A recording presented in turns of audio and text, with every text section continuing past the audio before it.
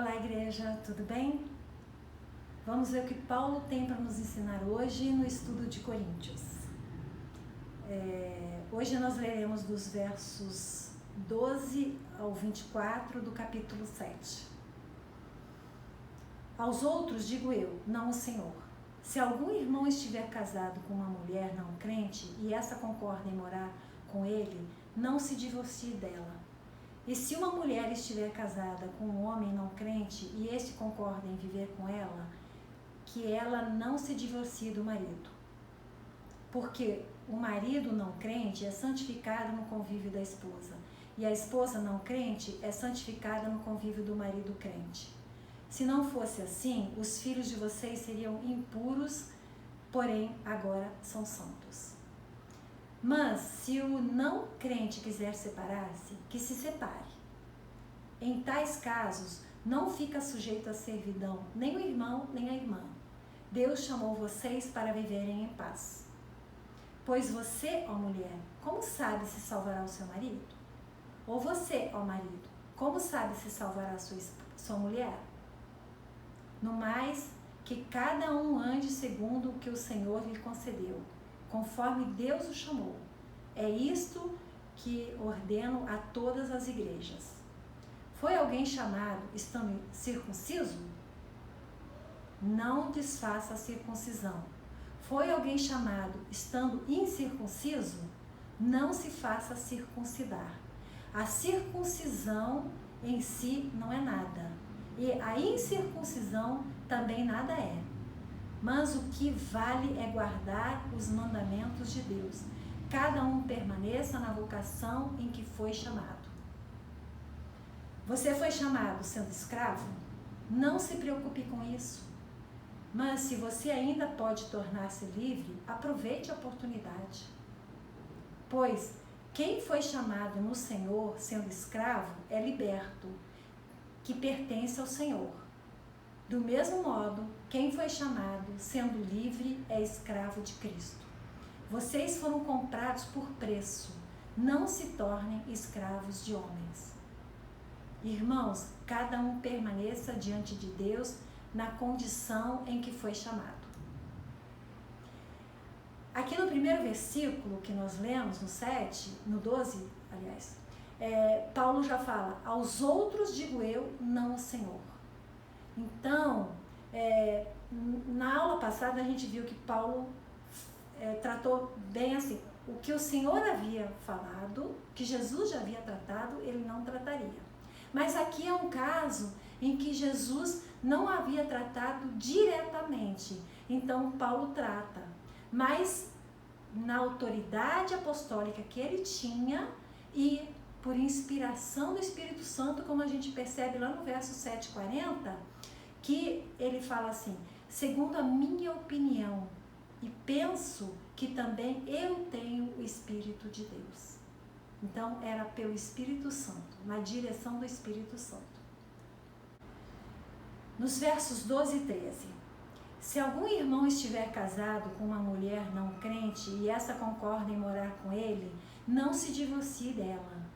E se uma mulher estiver casada com um homem não crente e este concorda em viver com ela, que ela não se divorcie do marido. Então, primeiramente, a gente vai ver o contexto. A igreja de Corinto era uma igreja relativamente nova, tinha aproximadamente 3 anos. Então, Paulo estava falando a respeito de casais que já estavam casados quando a igreja começou e em que apenas um dos cônjuges se tornou cristão. E aqui Paulo está respondendo uma pergunta deles. Havia uma dúvida no meio dos coríntios se as pessoas da igreja, nesta situação, se elas deveriam permanecer casadas com cônjuges incrédulos ou não. Mas Paulo deixa claro que sim. A única exceção que Paulo fala é, se o incrédulo se recusa a permanecer neste casamento, que vá embora.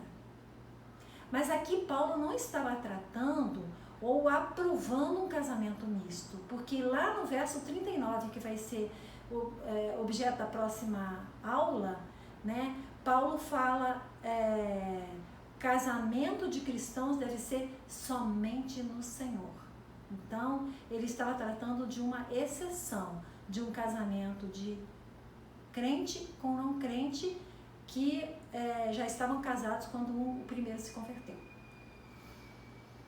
Se um dos cônjuges se tornar cristão depois de se casado, isso não é motivo para separação. E, pelo contrário, muitas vezes é motivo de bênção para o seu lar. Então, aqui a gente vai ver quais os motivos que Paulo expõe no verso 14 para que permaneçam casados. Primeiro, o marido não crente é santificado no convívio da esposa e a esposa não crente é santificada no convívio do marido crente. Então, é a influência pela vida consagrada, pelo testemunho, pelo exemplo, pela oração do cônjuge cristão naquele lar que vai proporcionar benefícios para a família. Aí vamos ver o segundo motivo. Se não fosse assim, os filhos de vocês seriam impuros, porém agora são santos. Então, o segundo motivo é a inclusão dos filhos na bênção. É a influência do evangelho na vida dos filhos. É a possibilidade de ensinar esses filhos no caminho do Senhor. É uma possibilidade sempre maior. Como fala em Provérbios 22:6. Ensine a criança no caminho em que deve andar. E ainda quando for velho, não se desviará dele. Então a importância de manter esse casamento. É a união, é a família. E o terceiro motivo é, pois você, ó mulher, como sabe se salvará o seu marido? Ou você, ó marido, como sabe se salvará a sua esposa? Então, tem uma maior propensão à salvação daquele cônjuge. Existe uma maior chance de alcançar aquele cônjuge incrédulo na convivência com o outro cônjuge que conhece a Deus de uma forma mais íntima. Agora, deixando claro que a salvação ela é individual. A salvação do cônjuge e dos filhos não é automática. Não é porque tem um que a salvação é automática, mas é mediante a fé. Verso 15. Mas se o não crente quiser separar-se, que se separe. Em tais casos não fica sujeito à servidão nem o irmão, nem a irmã. Deus chamou vocês para viverem em paz. Esse não fica sujeito à servidão seria assim, o cristão não fica sujeito à obrigação de continuar vivendo com o incrédulo. E viver em paz é se o incrédulo fosse forçado a viver com o cristão, talvez poderia ficar uma situação insustentável e não trazer a paz para o lar. Mas isso é uma forma de exceção aqui. Essa separação é uma exceção, como a gente já viu. Nos versos 17, 20 e 24, Paulo fala de um chamado. E ele, nesses 3 versos, ele fala cada um. Então, cada um ande segundo o que o Senhor lhe concedeu. Cada um ande na vocação que lhe foi chamado. E cada um permaneça diante de Deus na condição que foi chamado. Então, cada um continue na condição que o Senhor lhe designou, de acordo com o chamado do Senhor, vivendo em contentamento, em gratidão, em alegria, independente da condição econômica, social ou eclesiástica. O chamado é para cada um, independente de qualquer situação. Nenhum é mais, nem outro é menos diante do Senhor. Aí ele fala aos incircuncisos, não desfaça a circuncisão. E aos incircuncisos, não se faça circuncidar. E Paulo ainda fala, nem a circuncisão, que era um sinal exterior, externo, né, que os judeus utilizavam como uma aliança com Deus, né, simbolizando uma aliança com Deus. E a incircuncisão seria dos gentios, então muitos queriam que os gentios têm que se circuncidar. Aí Paulo fala, não faz diferença nenhuma para o cristão. E qual a circuncisão que o Senhor espera de um cristão? É a circuncisão no coração. É a marca no coração que é obra do Espírito Santo. Como está em Romanos 2:29. Porém, judeu é aquele que o é interiormente, e circuncisão é a do coração pelo Espírito. Então, essa é a marca que nós devemos ter. É no coração, através de uma obra do Espírito Santo de Deus que habita em nós. No 19b, Paulo ainda complementa, mas o que vale é guardar os mandamentos de Deus. Então, se é incircunciso, se não é, é indiferente. Mas guardar os mandamentos de Deus é o que importa.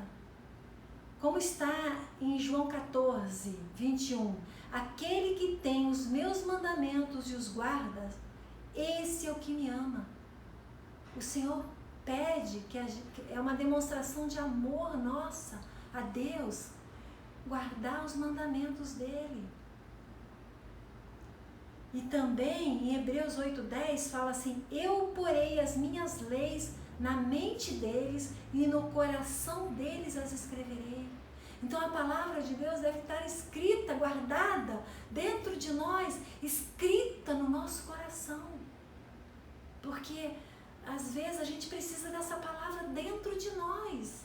Porque a boca fala do que o coração está cheio. Então é importante que a gente tenha a palavra gravada aí. Não é uma marca exterior. Nos versos 21 e 22, Paulo fala sobre aquele que foi chamado pelo Senhor e ainda era escravo, e aquele que foi chamado e que era livre.